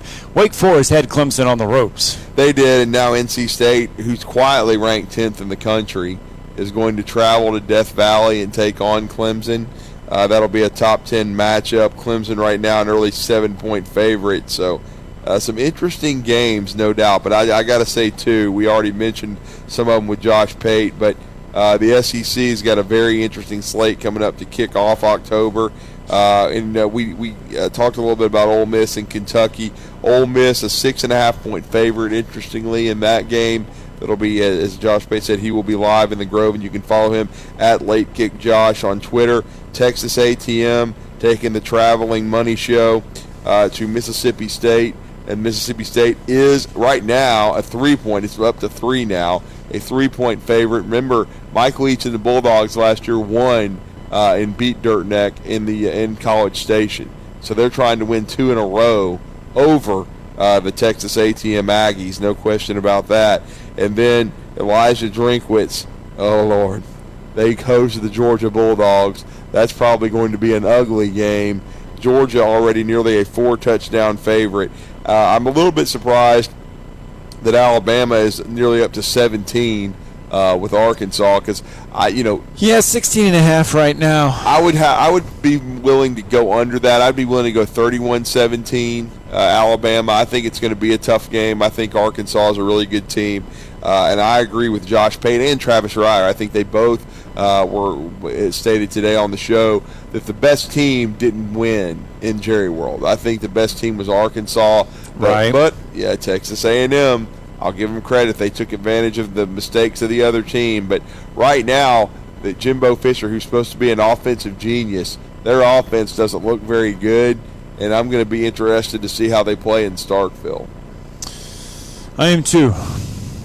I am too, and I like Josh said, though, I am shocked. Texas A&M was a 2-point favorite against Arkansas going into this one, and I get it. It's a neutral site game, so really 2 points is kind of like, But to have Texas A&M coming off a win in that game, be ranked as high as they are, and then go on the road and be an underdog to Mississippi State. One, it gives credence to the fact that Mississippi State won this game last year. Yeah. I think that's where we're looking at it, is that Mississippi State and Mike Leach got the best of this. But is it the same Mike Leach team that we're going to see that just basically went flat against LSU in the second half 2 weeks ago? I think what it shows and validates is people think A&M's a fraud, and their coach certainly is. He's the biggest scumbag in coaching. And he's not what they say he is. He's the most overrated windbag besides David Shaw in coaching. I did notice that David Shaw is now on the firing line, according to a lot of the people. I mean, how long does it take? You're looking for something to, I mean, come on. I mean, Stanford, I know you guys think you're a higher academic institution and you got higher standards like this other clown in the media. Well, they are a higher academic institution, but I mean, they are. Yes, they are. I mean, they're extremely highfalutin. There's no doubt about it. But, I mean, you also have to finally understand that you're paying a guy $8.5 million to get brained every weekend. I mean, good grief, you're not even competitive right now. Stanford's program is taking a huge dip. And really probably has never been the same since Derek Mason left for Vanderbilt. And so I think they lost a lot of their toughness defensively. David Shaw, to me, I used to, I thought at one time he was a rising star in coaching, but it's just it's gone stale, man. And I mean, but I will say, I'll pivot back to something that Josh Pate said. You have to find the perfect fit at Stanford, and I think at one time when he took the job, that Jim Harbaugh was the perfect fit for them. Right. But of course, he went back home to Michigan. How can he turn the money down? But it also goes to show you that Stanford's willing to pay people. I mean, they're paying David Shaw $8.5 million a year. So Stanford certainly has the money, and when you know what a Stanford degree means. Josh Pate's already telling us that 30-year-old graduates from Georgia Tech make $1 million a year. I mean, the average salary for a Stanford graduate is probably even higher. The one game that we didn't touch, and it was because it was a non-conference game. But if you look at it, Kent State did something that no other team has been able to do against Georgia this season. They scored 22 points on the Bulldogs. I had people ask me that. Would you vote Alabama number one right now? Would you vote Ohio State? No. I mean, let's understand college football. Georgia was flat as a pancake in this game. It was an 11 a.m. kick. Yeah, I mean, they didn't play very well. Credit Kent State for making it competitive, but I don't really think Georgia was still ever threatened. We already talked about it last week a lot. Georgia's schedule is weak. They're going to be able to smash some of these teams. They'll smash Missouri. Now it'll be more alarming if Missouri hangs around. Now, with Elijah, Drinkwitz. I mean, Firewitz. But I mean, still, I just can't get over the coaching gaffes in that Auburn Missouri game. It was like watching Dumb and Dumber. I mean, we haven't even mentioned it. Harsin, at the end of regulation, like with a minute and a half to go, it's 4th and a yard. But your kicker's got a 46-yard field goal. He's a good kicker. Yeah. Anders Carlson's been a great kicker at Auburn. Why are you not kicking the field goal to take the lead?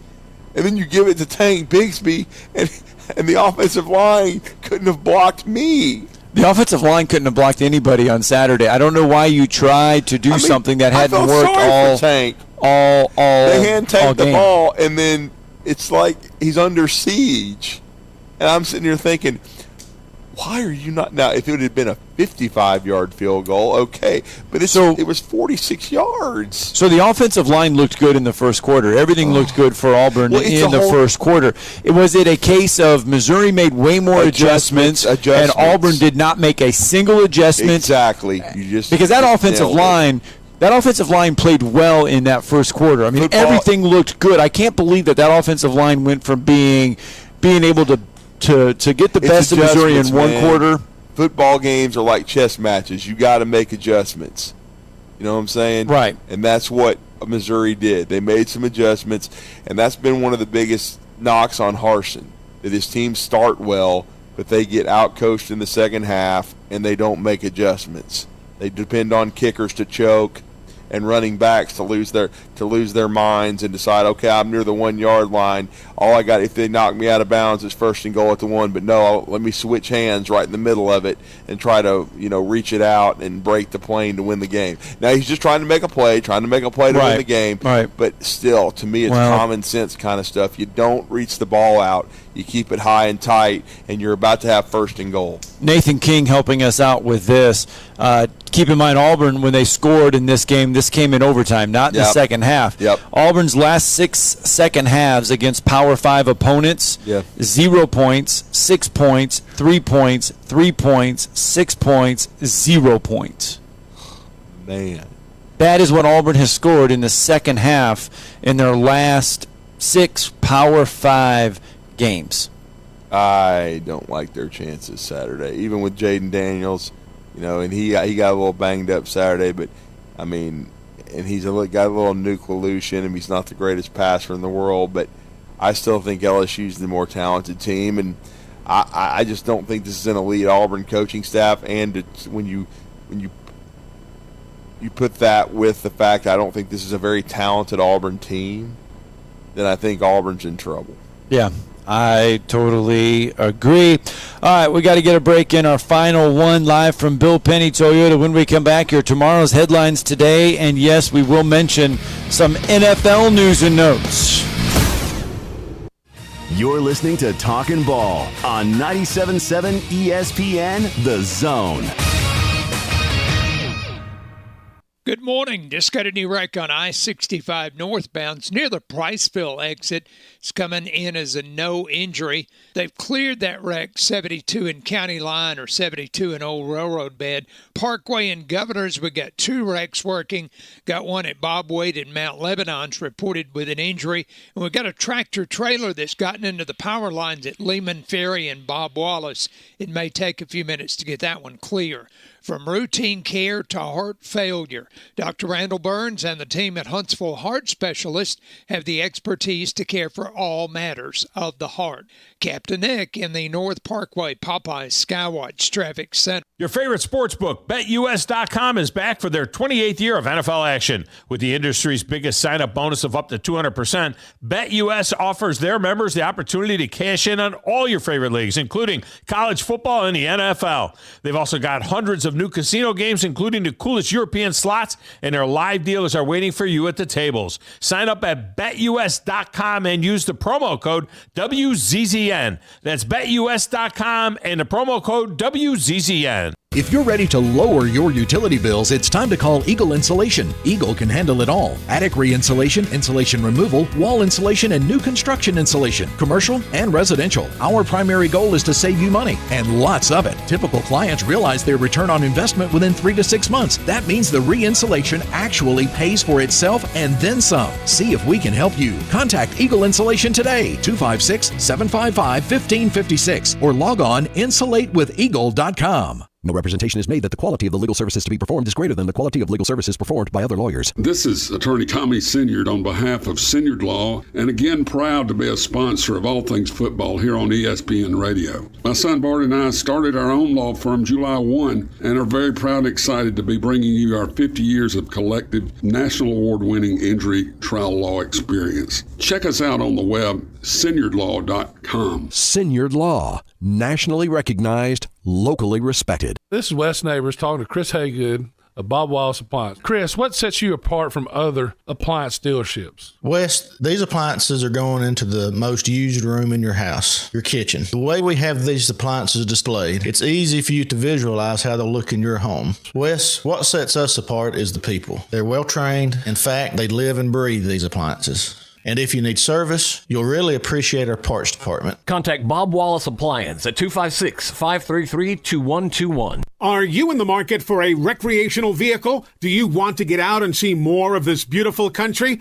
Well, Well, imagine hearing the laughter of your little ones enjoying gooey s'mores by a cozy campfire and making lasting memories with your friends and family from the comfort of a new camper. We can make your dreams come true at Hall's RV. With over 15 years in the camping business, we know how to get our customers into the perfect camper. We have several models and floor plans here for you to choose from, both new and used. We're family owned and operated with fantastic deals and great service. Everyone wants to work with people they can trust, so come on down to Hall's RV and get the deal of a lifetime. We'll treat you right and get you on the road in the camper of your dreams. Visit us on Highway 431 in Albertville. Hall's RVs, where we sell fun. Or see us on the web at www.hallsrvsales.com. Chapman Commercial Realty, your source for Alabama commercial real estate. Chapman Commercial Realty has the experience and expertise you're looking for when making commercial real estate decisions. If it's office space, retail space, investment property, or project development, Chapman Commercial Realty is your answer. Call Bill Chapman today at 256-656-8413. That's 256-656-8413. Or find them online at chapmancommercialrealty.com. Normally, when you call a roofing company, all you hear is, you need a new roof. Not when you call Fleming Roofing and Restoration. Since 1965, the folks at Fleming have been focused on what you need, whether it's an easy repair or a full roof replacement, commercial or residential. And when it comes to storm damage, you want Fleming on your side. They know all the ins and outs of insurance claims and will guide you through the entire process. Log on FlemingHSV.com and book your free estimate today. Fleming Roofing and Restoration. We show up. Your home of the Alabama Crimson Tide is 97.7 ESPN The Zone. Touchdown, Alabama! No look pass inside, but he got to go to play. Your home of the Alabama Crimson Tide is 97.7 ESPN The Zone.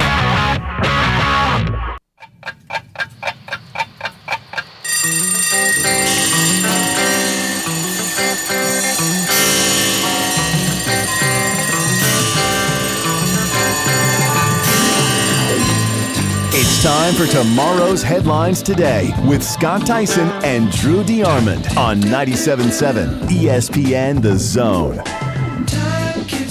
Welcome back, Talking Ball 97.7 ESPN The Zone. And Drew, your favorite All-Star game is going away. I saw this. Your favorite. Don't forget that what they're fixing to try to do, it's still dangerous, because I'll never forget this. I don't know if you probably remember the great Georgia running back Robert Edwards, who was having a good pro career, and they tried one of these crazy, of course this won't be on a beach, I guess, but they were trying to play this crazy beach flag football, and he tore up his knee and was never the same. So we'll see if this works, but I think you can tell by my hint what the plan is for the NFL. Some crazy. Right, but you're glad, though, they're going away from the Pro Bowl. It's the worst football game in the history of man. Why are you playing half-speed football? Tackling is bad enough, but when they don't want to tackle each other, I mean, the Pro Bowl was just atrocious. Yes.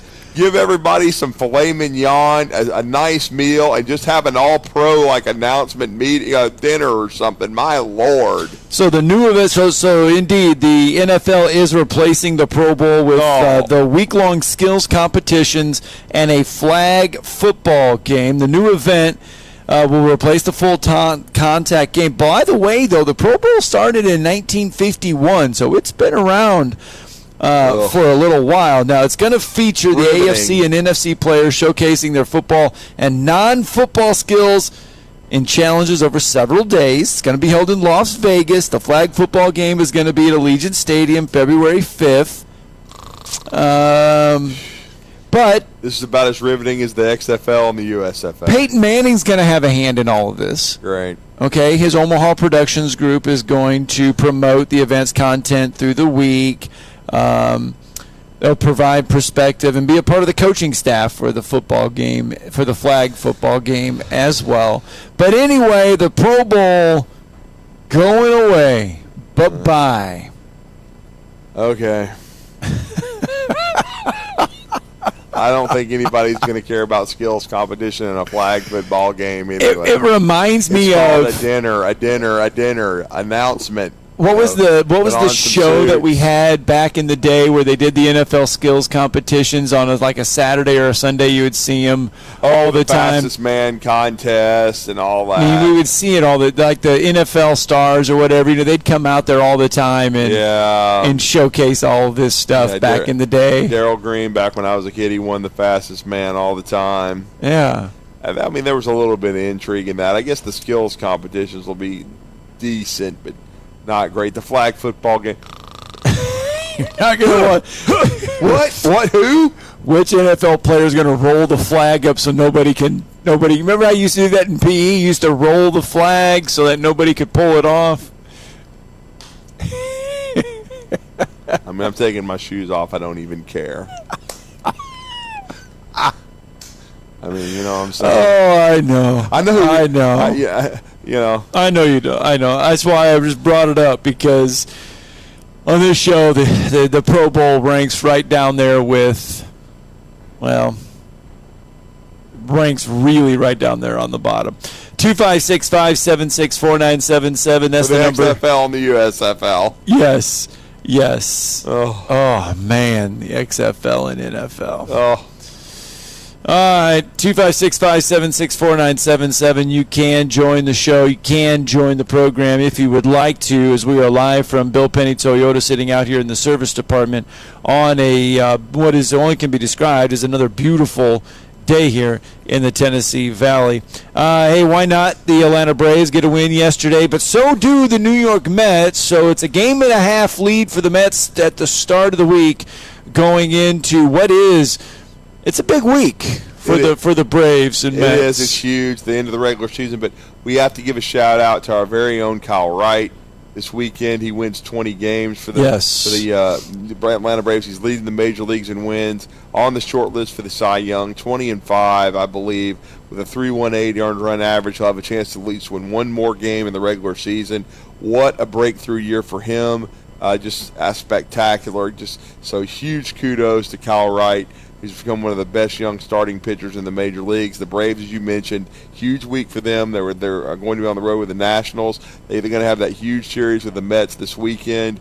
Should be some unbelievable environments, and the Braves still only a 1.5 games back, so still got a shot to catch the Mets and win the division. Yeah, make sure you stay with 97.7 ESPN The Zone. Make sure you download our app. Just download the 97.7 ESPN The Zone app, because we'll have the Braves on over one of our 97.7 ESPN The Zone channels. Yes. You can do that as well. And you mentioned the Cy Young predictor, Julio Urias of the Dodgers, is right up there as well. It's he and Kyle Wright right now. Kyle is 20-5. Urias is 17-7. The difference is his ERA is 2.25. Kyle's is 3.18. Yeah. As far as strikeouts go, Kyle has 171 strikeouts on the season. Pitched 175 innings in 29 games. So Kyle Wright obviously going a lot deeper in games. Urias has pitched 29 games, but only has pitched 164 innings. So Kyle has pitched more innings there. Really, it's going to probably come down to those two, I would imagine, right now. Need that 21st win, Kyle. Let's go, brother. Yeah, Sandy Alcantara of the Marlins is in there. Tony Gonsolin of the Dodgers as well. Tyler Anderson. Those are your top 5, really, if you're looking at the NL Cy Young predictor. So keep those in mind. As far as earned runs go, Kyle's given up 62. Urias has given up 41.